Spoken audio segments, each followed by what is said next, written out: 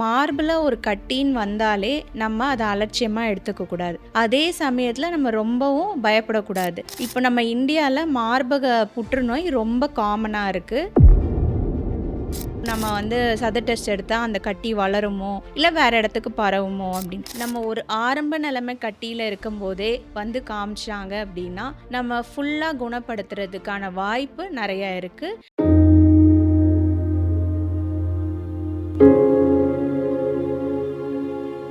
வணக்கம், நான் டாக்டர் சுனிதா ஜெயராணி, புற்றுநோய் அறுவை சிகிச்சை நிபுணர், தோலி கேன்சர் கேரோட ஒரு டீம் மெம்பர். இன்னைக்கு நம்ம என்ன பார்க்க போகிறோம் அப்படின்னா, பெண்களுக்கு பொதுவான ப்ராப்ளம் எதுலன்னா மோஸ்ட்லி மார்பகத்தில் வருது. ஸோ என்னென்ன ப்ராப்ளம் இருக்குன்னு பார்த்தீங்கன்னா, மோஸ்ட்லி மார்பக வலி, மார்பக கட்டி, காம்புலேருந்து நீர் வருகிறது. ஸோ ஃபஸ்ட்டு நான் மார்பக கட்டி பற்றி பேசுகிறேன். ஸோ மார்பில் ஒரு கட்டின்னு வந்தாலே நம்ம அதை அலட்சியமாக எடுத்துக்கக்கூடாது. அதே சமயத்தில் நம்ம ரொம்பவும் பயப்படக்கூடாது. மார்பக கட்டின்னு வந்துச்சுன்னா அது நம்ம என்னன்னு ப்ராப்பராக ஒரு டாக்டர்கிட்ட கன்சல்ட் பண்ணி அதை டயக்னோஸ் பண்ணணும். ஸோ நிறைய பெண்கள் என்னென்னா மார்பக கட்டி எப்படி போய் ஆண் மருத்துவர்கிட்ட காட்டுறதுன்னு சொல்லிட்டு காட்டாமே விட்டுருவாங்க. ஸோ நம்ம தோலி கேன்சர் கேரில் எல்லாமே பெண்கள் தான் இருக்கும். நீங்கள் தைரியமாக அணுகலாம். மார்பக கட்டி அப்படின்னு நம்ம எதுக்காக இன்சிஸ்ட் பண்ணுறோன்னு பார்த்தீங்கன்னா, இப்போ நம்ம இந்தியாவில் மார்பக புற்றுநோய் ரொம்ப காமனாக இருக்குது. அதுவும் என்னென்னா பேஷண்ட்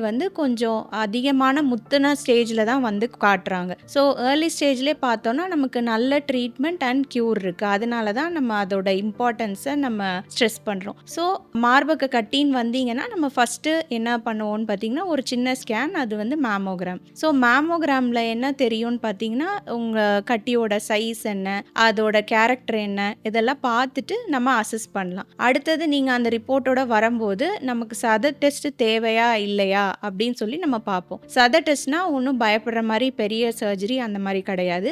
ஓபிடியிலே நம்ம பண்ணுற ஒரு பயாப்சி ப்ரொசீஜர். அதுக்கு சின்ன மயக்கம் மட்டும், நம்ம அந்த இடத்துல மரத்து போகிற ஊசி மட்டும் போட்டு நம்ம சத டெஸ்ட் எடுப்போம். ஸோ நிறைய பேருக்கு என்ன சந்தேகம் இருக்குன்னா, ஐயோ நம்ம சத டெஸ்ட் எடுத்தால் அந்த கட்டி வளருமோ இல்லை வேறு இடத்துக்கு பரவுமோ அப்படின்னு. அது ஒரு பெரிய மித்து. ஸோ அந்த மாதிரி எதுவுமே கிடையாது. ஏன்னா நம்ம ஒரு கட்டி கேன்சர் கட்டியா இல்லை சாதா கட்டியான்னு நம்ம டிஃப்ரென்ஷியேட் பண்ணுறதுக்கு சத டெஸ்ட் ரொம்ப முக்கியம். ஸோ அந்த மாதிரி நம்ம சத டெஸ்ட் எடுத்ததுக்கப்புறமா சத டெஸ்ட் ரிப்போர்ட் வரும். சப்போஸ் அது சாதாரண கட்டினா ட்ரீட்மெண்ட் டோட்டலி வேறு. சப்போஸ் அது புற்றுநோய் அந்த மாதிரி வந்துச்சுன்னா நம்ம என்ன பண்ணுவோம்னா, உடம்புல வேற எங்கேயாவது அந்த புற்றுநோய் பரவிருக்கான்னு பார்க்கறதுக்கு பெட் ஸ்கேன் பண்ணுவோம். பெட் ஸ்கேன்ன்றது whole body CT scan. So அதெல்லாம் பண்ணதுக்கப்புறமா நமக்கு ஒரு ஸ்டேஜ் கிடைக்கும். அதாவது பேஷண்ட் ஆரம்ப ஸ்டேஜில் இருக்காங்க இல்லை ஃபைனல் ஸ்டேஜ் 4th ஸ்டேஜில் இருக்காங்க, அந்த மாதிரி தெரியும். ஸோ அதை பார்த்துட்டு நம்ம ட்ரீட்மெண்ட் சொல்லுவோம். மார்பக புற்றுநோய்க்கு நிறைய ட்ரீட்மெண்ட் இருக்குது. சர்ஜரி இருக்குது, ரேடியேஷன் இருக்குது, கீமோதெரப்பி இருக்குது. ஸோ ஃபஸ்ட்டு நம்ம சர்ஜரின்னு பார்த்தோன்னா எல்லாரும் நம்ம பயப்படுறது என்ன, புற்றுநோய் வந்துச்சு அப்படின்னா ஃபுல் மார்பை எடுத்துருவாங்கன்னு சொல்லிட்டு. ஸோ அந்த மாதிரிலாம் இந்த காலத்தில் கிடையாது. இப்போ நம்ம புது டெக்னிக் என்ன யூஸ் பண்ணுறோன்னா, பிரெஸ்ட் கன்சர்வேஷன் சர்ஜரி, அதாவது மார்பு காப்பாற்றுற ஆப்ரேஷன். அப்படின்னா என்னன்னா, நம்ம புற்றுநோய் அதோட சேர்த்து 1 சென்டிமீட்டர் சேர்த்து எடுத்துருவோம், அவ்வளோதான். அதாவது கட்டியை மட்டும் ரிமூவ் பண்ணுறது. ஸோ உங்களோட பிரெஸ்ட் அப்படியே ப்ரிசர்வ் ஆகும். சப்போஸ் பேஷண்ட் கொஞ்சம் அட்வான்ஸ் ஸ்டேஜில் வராங்க, மார்பு ஃபுல்லாகவே கட்டி இருக்குது, பெரிய கட்டி இருக்குது, அப்போ மார்பை எடுக்கிற மாதிரி ஒரு கண்டிஷன் வருது அப்படின்னா கூட நம்ம மார்பை எடுத்துட்டு நம்ம முதுகு பகுதியிலேருந்து சதையை ரொட்டேட் பண்ணி வைப்போம். அதுக்கு பேர் ஆன்கோபிளாஸ்டிக் ரீகன்ஸ்ட்ரக்ஷன் நம்ம சொல்லுவோம். ஸோ அந்த மாதிரி ஆப்ஷனும் இருக்குது. சப்போஸ் இல்லை எனக்கு அந்த மாதிரிலாம் ஆப்ஷனே வேண்டாம், ஒரு ஈஸியான சொல்யூஷன் என்ன அப்படின்னு கேட்டிங்கன்னா, நமக்கு இப்போ நம்ம பிரா போடுறோம்ல, அதுக்குள்ளேயே ஒரு ப்ராஸ்தசிஸ் வைக்கிற மாதிரி இருக்கும். ஸோ நம்ம இன்னர் போட்டுட்டு அதுக்குள்ளே பிரெஸ்ட் மாதிரி ஒரு ப்ராஸ்தசிஸ் வச்சுட்டோன்னா வெளியே யாருக்குமே தெரியாது. ஸோ நம்ம முன்னாடி காலத்தில் நினச்ச மாதிரி நம்ம சர்ஜரி பண்ணிட்டோம், ஒரு கேன்சருக்கு ட்ரீட்மெண்ட் பண்ணிட்டோம்னா வெளியே பார்க்க தெரியும், சாரி கட்டினா, அந்த மாதிரிலாம் இப்போது கிடையாது. ஸோ நெக்ஸ்ட் ட்ரீட்மெண்ட் பார்த்தீங்கன்னா கீமோதெரப்பி. ஸோ கீமோதெரப்பிலையும் இப்போ நிறைய அட்வான்ஸ்மெண்ட் வந்துருச்சு. கீமோதெரப்பிலையும் டார்கெட்டட் தெரப்பி வந்திருக்கு. ஸோ அதோட சைடு எஃபெக்ட்ஸ்லாம் வந்து ரொம்ப கம்மி.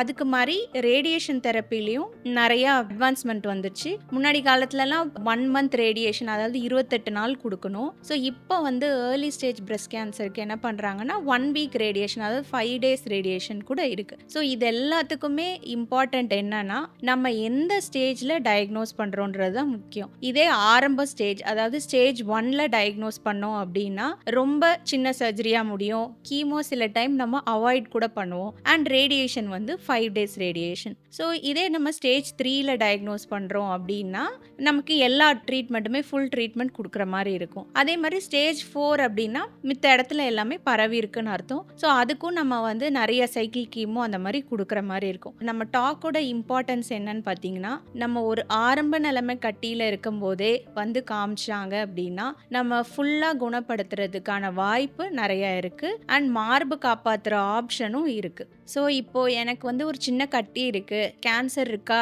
இல்லையா அப்படின்னு உங்களுக்கு பார்க்கணுன்னா சீக்கிரமாக வந்து பார்க்கணும். அதுவும் பெண் மருத்துவர் இருக்கிற இடத்துல நீங்கள் பார்த்தீங்கன்னா உங்களுக்கு கம்ஃபர்டபுளாக இருக்கும். நெக்ஸ்ட் ட்ரீட்மெண்ட் பற்றி அடுத்த வீடியோவில் பார்க்கலாம்.